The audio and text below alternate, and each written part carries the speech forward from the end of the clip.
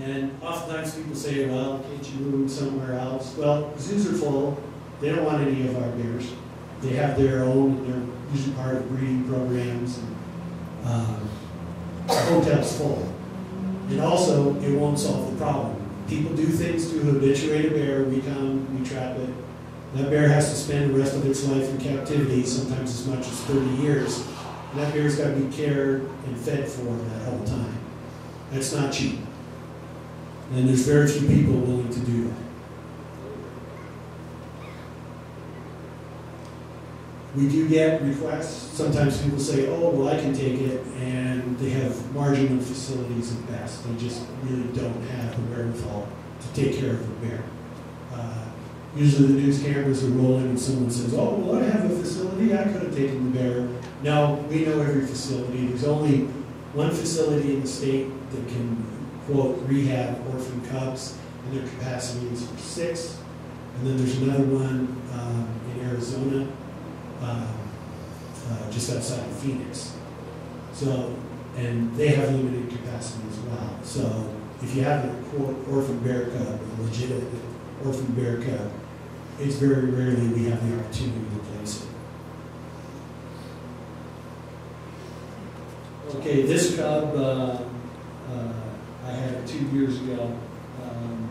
The sow was killed in a traffic accident, and fortunately, this one we were able to place in a facility. That was up in Lake Tahoe. They got in a lot of trouble for this photo. Anybody guess why? Supposed to be rehabbing a bear. This is wild. Bear cubs are not animals to be cuddled. And this one was let loose in the office and they were playing with it. No, this one was not a candidate for release. And this is a common question we get. Well, I saw on TV you guys started a bear and moved it. Why can't you do that for us? And being one of the people who often is involved with that, I can tell you exactly what's going on. When we dart and handle a bear, it's usually because the bear has gotten so far away from its natural habitat, it doesn't have any safe egress back. Our only choice, kill the animal on the spot, or dart them, put them in the truck, and drive them up to the forest edge and burn them loose. And that's what's going on. We're not moving them elsewhere. Los Angeles County doesn't send its bears to San Bernardino County. We don't send ours to Kern. Bears are just left to be wild animals. But occasionally we'll get a bear. Usually they're down near a freeway or somewhere where the bear's at risk, and it's also a risk to the public. And we just can't leave it alone. A lot of times, like Bain and Beaumont, we'll get a bear down on the edge of town and just walking along, making noise, and driving a patrol car and sirens and horns. We can scoot it back up. It's always preferable not to handle them if we can avoid it. Now, the bear in the top photo there had come out of around Pioneer Town, near Pipes Canyon, and wandered out past 29 Palms. And it was just being a bear, but people were freaking out about it. The bear was going to die in the desert, but that's what they do, is they wander out, they look for new habitats. This bear went as far as it could, didn't find suitable habitat, turned around, came back, and was actually darted in Yucca Valley, and it was just taken about 3 miles up the road and released. Okay, public safety incidents. That's when a bear is an imminent threat to public safety. That means right now, 911 type emergency. And it's a rare event. We might only have maybe 10 incidents a year where bears are actually deemed to be a public safety threat. And then when that happens, when we make that decision, there's no choice but to destroy the offending animal. It's a very rare occurrence that we have a bear that's a public safety threat. Myself, the game wardens, the deputies, police officers can all take bears to the public safety threats. Okay, the reasons for depredation.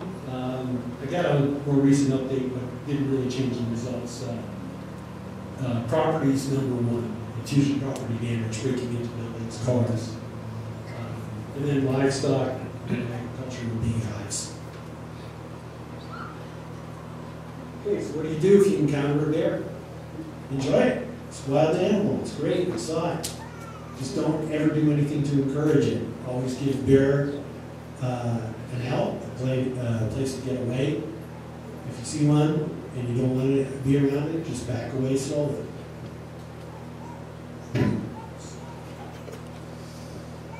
Okay, bear deterrents. Pepper spray. As I mentioned earlier, this will not work if you have a habituated bear with lots of attractants around. The bear will come right back. I used to have a video, I made a mistake of loaning it to somebody. We're up in one of the Canadian national parks. The ranger actually was spraying the spray right into the bear's mouth because the bear had been sprayed so many times. He actually liked it.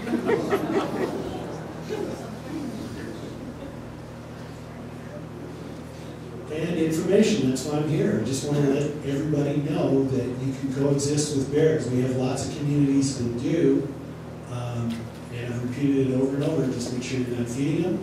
Make sure you don't have any unsecured garbage on the premises. And don't pet food out. And when you do that, you'd be surprised how few bear complaints become in your neighborhood. If you have an emergency, call 911. There's our web address. It's on all the brochures. So if you need it, just come and ask me afterwards. And that concludes my presentation.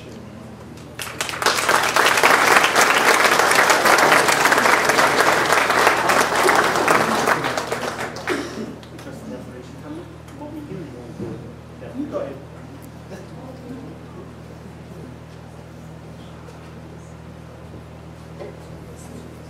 All right, I'm going to discuss the depredation permit process and how one would go about getting the permit.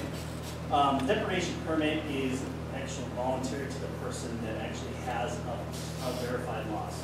So anytime someone has a report of wildlife damage to your house, something breaks into your house, something attacks your pets that are left out, the depredation process must be started.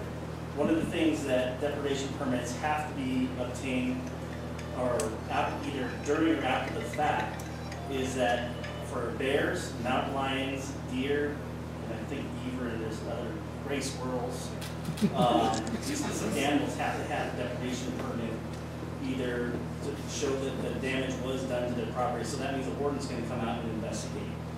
Okay, if there's verified damage that can't be solved or rectified on the spot, say like if it's a trash can, someone says there's a bear in my backyard and knocked over my trash can. They're not going to get a permit for that. They're going to have to get some type of locking mechanism, lock up the bear, have a bear-proof trash can, or lock up the trash can in a secured area to prevent the bear from being attracted to that. They have to mitigate the attractants in order to get that depredation permit. Now, if the bear breaks into your garage to get your trash can, or into your house to get the trash can, a depredation permit may be issued. Now, that's up to the homeowner, individual homeowner, or person that had the property loss. So, say if one of the issues is always around in the local areas is coyotes attacking dogs or cats. A depredation permit isn't required for coyotes. So, if you have a loss and you're in an area that you can legally take, shoot, trap, whatever to the coyotes that taking your property, you're allowed to do so. One of the issues comes up is how many depredation permits can a person get. And it's usually just one for the offending animal. It's not to go shoot whatever bears are out in the area. It's for the specific bear causing damage or mountain lion causing damage. So, assuming that the bear keeps coming back to someone's house, they're going to get a depredation permit. Depredation permit allows for take for one animal legally taken, depending on state regulations, county regulations, and city regulations. Most counties allow for, or cities allow for it, if something that's public safety threat to you or your property, you're allowed to take it with a firearm. Now, for us, it's going to be very specific. So if someone goes out, gets a depredation permit, they have a verified loss, we will issue the depredation permit for a set time, depending on what animal it is, and specific location, specific method to take. You can't go shooting that bear 10 miles down the road and say that was the one that was offending. No, it has to come back to your property, and in the process of either taking your property or in that general area where it's coming back to offend again. One of the things about the depredation permit, it's the verified loss is the specific requirement for us before the permit is issued. And the permit can be denied as well. We'll go out, look at it. If the loss isn't significant or a potential public safety threat, well, it won't be a public safety threat. It will be specifically property loss. If you feel threatened from whatever offending animal is there, you have the right to take it without the depredation permit. And then once the animal is taken, you call out the fact, come out, verify that what the offending animal was doing specifically to what made the threat. A bear running in your backyard, off the fence, jumped through, and you shot it, probably wouldn't qualify for depredation permit. It would probably go through an investigation process to deem if it was a threat to the person or not. So to think that the process is just over the counter, we're just giving these things out, it's not the case. The permits are very specific to take to the specific animal and to a specific loss. Did I miss anything? Yes, you did. I'm going to play the audience here. Okay. So, who can shoot that bear? Within the person that is the property loss, who has the property loss, is allowed to get the depredation permit. Not your neighbor. The neighbor can't go get the depredation permit for you. The person that actually has the confirmed loss is the one that gets the depredation permit. Meaning that you're the neighbor, you're afraid of the bear breaking into your house because this person had a loss, you're not getting a depredation permit. It's going to be issued to the person that had the loss, the verified loss. Who can shoot the bear? Now, the person that can shoot the bear is any agent of that person. Now, remember, the person that's getting the depredation permit has read a whole list, a laundry list of things that you can and cannot do on the permit. One of the things is you've got to be able to have an ordinance where you can shoot and protect your safety or life or property within the county or city limits that you live in. We don't exempt that. Our responsibility, it says, if someone has a verified loss, we shall issue the permit. Okay? And that it's significant. Now, the person that issues gets the depredation permit gets their agent, which could be the county trapper, which is probably the best bet because what they do, they have set of rules in which they have to depredate it, meaning either trap it and kill it within a specific time frame, specific manner, report it to the department within a specified time, and everything's usually handled through the county trapper. Now, if that's not the case where a lot of these things are fluid. I mean, a bear does some damage here, the person doesn't want a permit, and then, or doesn't want a permit and says, we can fix this, then he comes back again, and before they can call the county trapper, they're calling us, hey, remember that permit? We want it now. So they'll get the permit, and before the county trapper's called, this bear comes back again the next night, or whatever happens, and they have someone that's on call that's their agent, which means any damage that that agent does under that permit is responsible for everything that happens under that permit. So it holds the person that got the permit responsible for the agent that they got to handle the problem well. What happens to the animals? The animal that's destroyed is usually, right now, all of them are taken, like mountain lions and bears are required. We're taking them now because we're doing scientific studies on their DNA genetics, and Kevin will probably explain that a little bit more. But right now the directive is any bears that are hit on the road, we're collecting them, taking DNA samples, and sending it to the lab. Same with the mountain lions. The whole and the lions are going to the lab and getting necropsy as well.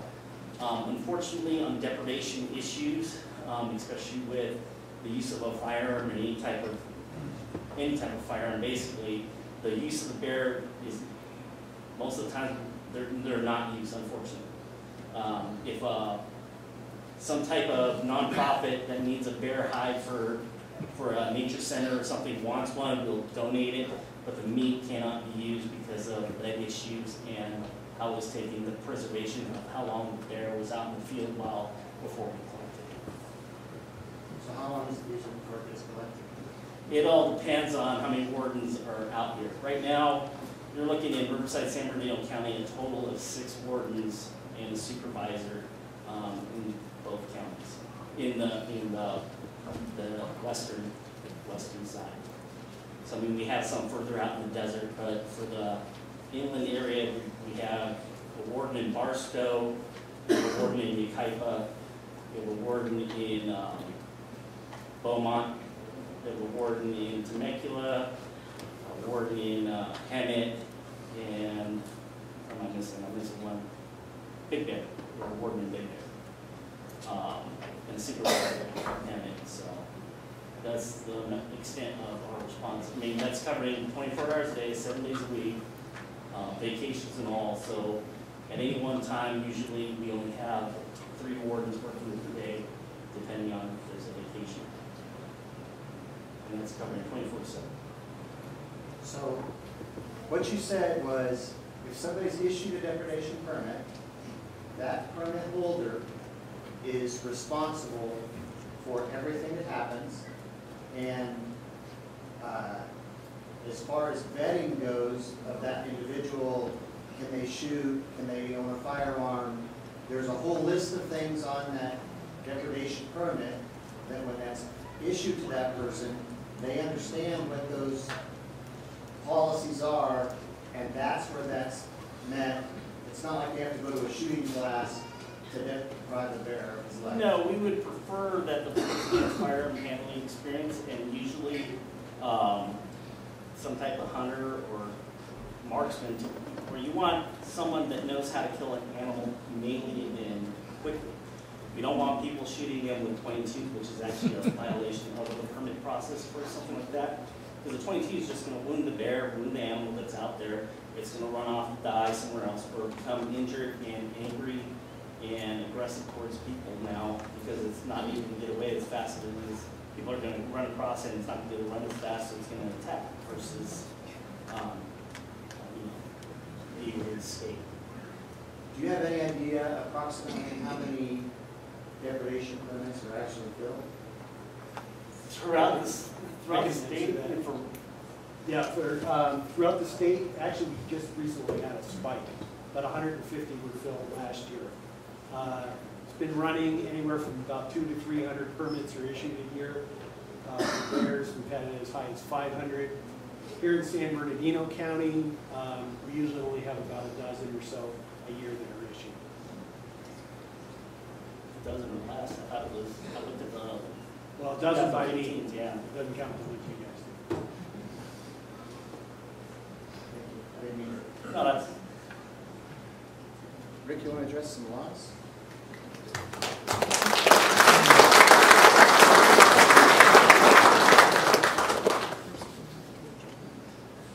Well, first off, I'm sorry I was late. I just got back from Mammoth where they're having their issues as well. Anyway, I know a lot of you here, some of you know me, some don't. Just for the record, I'm Rick Fisher, the local resident game warden. I've been in the area here just a couple months shy of 23 years, so all in this area. So I know pretty well a lot of the issues here with the wildlife and the bears and things like that, and the good and the bad. So most of the stuff's been touched on. I just real briefly just want to go over a couple things. We were here last year, and we love coming up and doing our talks. It's great. We think they're very beneficial. I think you guys enjoy them as well. I remember one of the things we talked about was the issues with feeding wildlife, and we've beaten that to death. And all I want to say is this: I remember people saying there was problems with that, and there were some issues with some people. They didn't name names, but we told them to let us know and let us handle it. So, like I said, 2 months shy of 23 years, I have not yet got one phone call or complaint about somebody feeding wildlife illegally. So, just let you know. Now, I don't want everybody, running around and wanting to protect this and spying on our neighbors and taking notes and photos. And if you just see something blatant, let us know. Let me know. I think most of you know how to get a hold of me. Okay, and I told you the same thing year after year. I'm here to help. If somebody's doing something wrong, we'd like to handle it. In that time, I've written one citation for somebody feeding bears up here. They were doing it on purpose. It was so blatant, I really couldn't believe it. we were almost frozen, looking like, are you kidding me? With somebody who put rice cakes out and to their open back door at night, when we shined the flashlight in the back and looked, we saw about 5 sets of eyeballs looking back at us. My lieutenant at the time, it was another lieutenant, he was disgusted, just looking at 2 words, sight 'em. So, but the thing is really, if it's blatant things, I mean, we're not saying we're going to come up here and issue tickets, we at least talk to some people, we can come up and handle it that way, so it doesn't get to a depredation or public safety type thing. So let us know, again, for the 23rd year, let us know if there's some blatant issues, some problems, we can handle it, whether it's just talking to somebody or helping them, or whether it's, if they don't get it, write them a ticket, let them go to the court on it, pay a fine. And most of the fines I know they're not cheap, usually sets pretty well with people. And the bottom line, it is illegal to feed all wildlife, bird feeders. Not that we're going to come up and rip the bird feeders down and write tickets. The squirrels, we have the issue with the squirrels up here.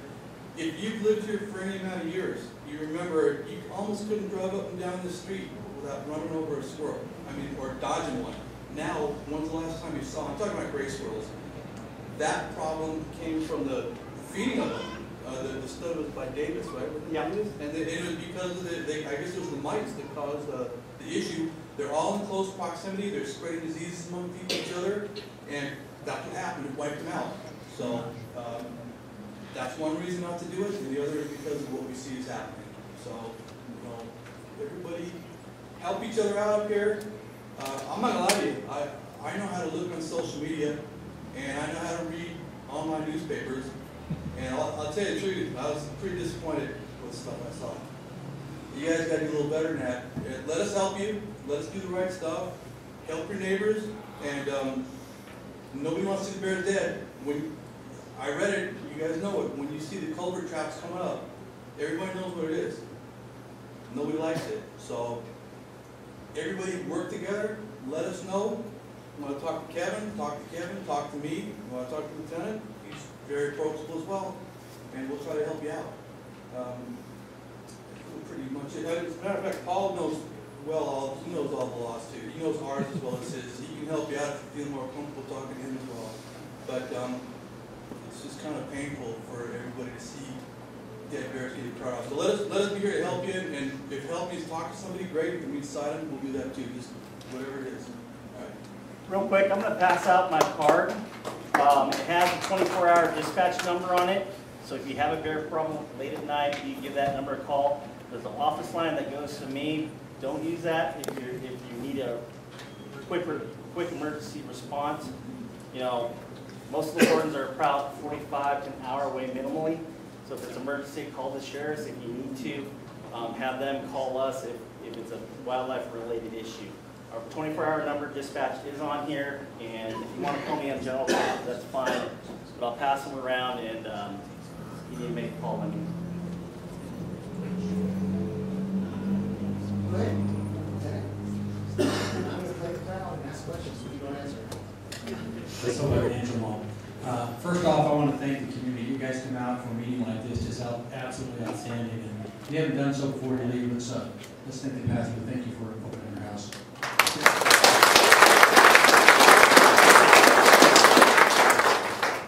My name is Dave Cadell. I'm a lieutenant assigned out of the Yucaipa Sheriff Station right now. I've been working at a Yucaipa Station in and around the county since 1990. That's where I got all the gray hair from. So I've had an opportunity to come up here and visit you folks on occasion and work with Paul to help settle some issues here. I want to cover a couple things here. One of them is shooting. He talked about the declaration permit. Can you shoot in the community Forest Falls? When can you shoot? How can you shoot? Is it legal? A lot of those questions came up. We have volumes, literally volumes of when you can't shoot, not so close to the road, not by a resident. It goes on and on. The bottom line is, regarding bears, if you have a bear problem, contact these folks and they will help you get the permit. However, if you're in fear for your life, your child's life, you do not need to get a permit. However, there will be an investigation each and every time you pull out that firearm. I kind of hope that clarifies it. If you're in fear, don't think you have to go through the process of pulling that permit and potentially have someone in your family that's life is in jeopardy. If you're in immediate fear, take action. However, if you know about it, do the right thing, contact these folks, and they'll work with you. There's been another question coming up as far as how to get a hold of our resident deputy, Paul Franklin. Paul is only one person. He helps us down in the community of Mentone, here in Forest Falls, and Oaks, and he's basically on call 24/7.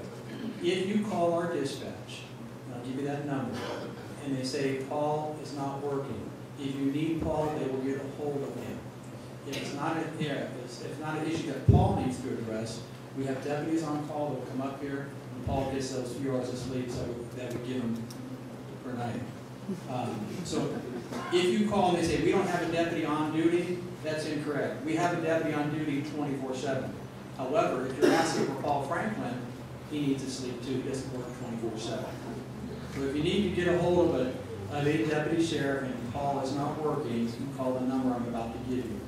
This number will ring through to the Kaipa Police Station, 8 to 5, Monday through Friday. After hours and on the weekend, it automatically rolls over to our dispatch center, which is 24/7. That number is 909-918-2305. Again, 909-918-2305. So, Be nice. if somebody fired a gun in town in protection of their life, their property, would a deputy responding make sure that that person was cleared of that fire? If that scenario unfolded, a deputy would provided we got the call, a deputy would come out and complete an investigation. That investigation would entail vetting out whether he or she was permitted to have that gun, the firearm was legal, and most importantly is where those rounds went. We're going to account for all those rounds to make sure we don't have someone or some animal that was struck with that stray round or some building or property damage. Again, thank you guys, you're a great community.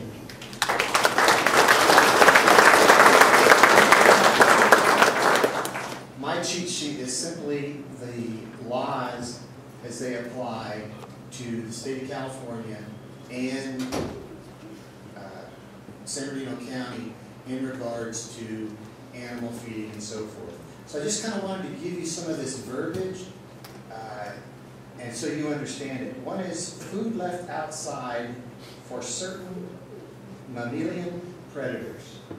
And that includes coyotes, raccoons, foxes, possums, bears, mountain lions, and bobcats. Now these are misdemeanor county violations, and that's just food left outside. It doesn't say intentional. It doesn't say you're feeding the animals. It just says you left food outside. So I say that because a lot of these pictures that Kevin was showing you earlier are dog food, is a lady feeding the bears. That's way down the scale of prosecution on these things. Just leaving the food outside where the bears and these animals have access to it, you are in violation of the law. I will tell you, I've been your resident deputy for 9 years. Probably in those 9 years I've received 2 phone calls, and I only know of 2, where people are talking about other people that are feeding the bears. Now fortunately I will say, since some things have happened in this community in the last week or 2, I've got a little bit more input. But I still don't have, and you know, I'm not asking people to snitch on people. What I'm asking you to do is to let's together solve the bear problem, because we're looking at a long-term problem. And I want to share something. Is Sandy Wood here today? She posted a video the other night, and thank you for posting that. I really enjoyed it. And it was a bear, and it was outside her house, and she opened the door, walked outside, and very pleasantly told the bear, "Shoot, shoot, go away," and the bear went away. And as the bear's running off, you see two cubs running alongside the bear. And that is realistically what everybody in this community, everybody that comes to the mountain, everybody wants to see those animals. But when I look at that video, it pains me because I know that here's a mother bear that is bringing its cubs into Forest Falls community and showing it where the food is. I mean, the bear's not out someplace else. Now we're raising two cubs, and this is where that mother is showing them how to feed. And the way that this problem is going to be solved in the community is the community coming together, like it's always done in the past, through floods, through fires, through earthquakes, through it all. You guys have a great way of pulling it all together. And this isn't going to be a short-term fix. Now, yeah, the short-term fix would be everybody that's got their garages broken into gets a depredation permit, and in 2 weeks, all the bears will be gone in Forest Falls. Because you guys all know what the bears are doing. The pictures that Kevin is showing us, you guys are like, you mean you could get a depredation permit for that amount of damage? That happens in my house every other week. So what we're looking at is we're looking at a long-term solution to the problem. And I hate to say it's going to get worse before it gets better, but as soon as all of that food source starts getting locked up and the bears aren't having access, chances are they're probably going to get a little bit more aggressive towards food. And so I tell you that to be prepared for that. You know, it's not because all of a sudden Fish and Wildlife has decided to issue a whole bunch more depredation permits. It's that the bears are now probably becoming more desperate. I will say the situation that happened with the depredation permit recently, you guys weren't aware. I was aware. I had told Fish and Wildlife before this that there was a problem bear in town. I had been talked to by multiple residents that had lived up here for over 15 years, I'll say. And we won't get into this, whether you live up here, whether you live there, wherever. The problem was that they said that there is a bear that has something wrong in its head. Now, does that mean that that was done by people feeding it? Does that mean that, who knows? Something caused that bear to get overly aggressive. And it was confirmed that that was a bear that was taken out of the community. So whenever I heard and I talked to those appropriate people, I felt better because none of you got hurt in the process of a bear being killed.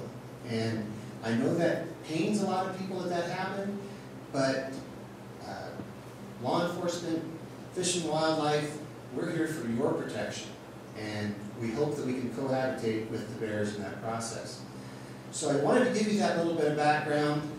I want to encourage you guys to keep with the bear proofing, work together as a community. There's been a lot of stuff thrown out as far as how you can do that with renters that come into town, with new residents. These are all things that you guys are moving in the right direction. And again, this isn't the forum for that. We just wanted government to step in and give some correct direction and answer some questions. And now I think that you guys as a community can move forward and collectively solve the problem. And nobody wants government in your business, so we're going to probably, hopefully, be able to step back a little bit now and let you guys take it from here. Whether it's through another community meeting, something much more informal where you guys can work towards some common goals. So normally at this time, I would say, if you have any questions, but I'm not going to. Anything else? Anybody else have anything? All right, you guys have a great evening, and thank you all for coming.